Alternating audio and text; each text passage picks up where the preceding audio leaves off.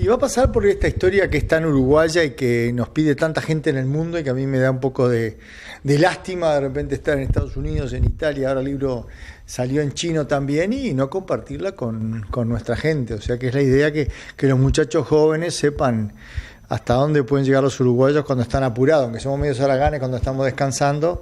Cuando nos apuran yo creo que tenemos mucho para dar. Y bueno, y además esa experiencia de la montaña teníamos que dejarla documentada. Yo creo que fue un conejillo de Indias que les cuento cómo se sobrevive. Y con ayuda de Pablo dejamos en este libro de Tenía que sobrevivir un poco la experiencia de lo que me pasó a mí.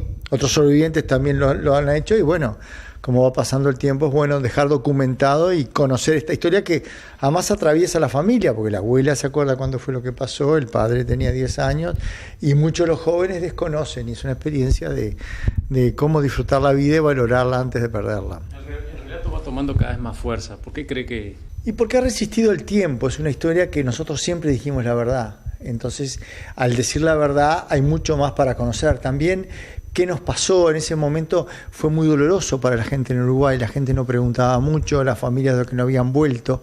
En cambio ahora se ha transformado en una leyenda épica. Ya tenemos muchos años, yo creo que por eso la historia resurge, además toda una generación nueva que dice, ¿cómo se cayeron los Andes? ¿Y cómo no los buscaron? Y el avión no tenía celular, ¿y por qué nos llamaron por teléfono? Entonces hay toda una situación muy interesante del hombre en la adversidad. Es decir, el hombre frente a la adversidad no pasa en el tiempo, y cómo luchar contra ella tampoco. La base fue la Sociedad de la Nieve, o sea, fue una facilidad. Porque yo ya dominaba la historia desde todos los puntos de vista. Tenía 16 ángulos, 16 miradas, 16 maneras de sobrevivir y 16 maneras de utilizar aquello para la vida posterior, para esa prórroga que ellos 16 tuvieron y que 29 no tuvieron, los 29 que murieron. Y cuando Roberto me lo propone, bueno, era el sueño del pibe, porque yo lo conozco y lo admiro desde que soy niño, porque era muy heterodoxo, era muy rompía las normas de una manera con mucha bondad. Generalmente los que rompen normas no tienen bondad y no tienen talento. Para romper normas, las normas que la sociedad establece, hay que tener bondad y ser talentoso.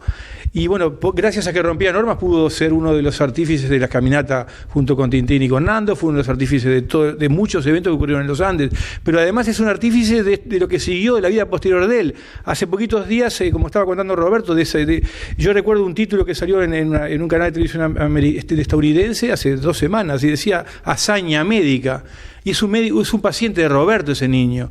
Entonces a mí me fascina que Uruguay fue el pequeño país modelo y me parece que tiene todo para hacerlo y por suerte el ejemplo porque la gente piensa solo nos conocen por el deporte o por algún político, no, pero que también nos conozcan por una gesta humanista, por la gesta humanista de la Sociedad de la Nieve del 72 y por la gesta humanista que le siguió, por lo que se hizo, por lo que hizo Roberto y por lo que hicieron los sobrevivientes, con aquello, cómo lo catapultaron, cómo lo aprovecharon, cómo lo potenciaron, cómo se maximizaron ellos en pos del prójimo.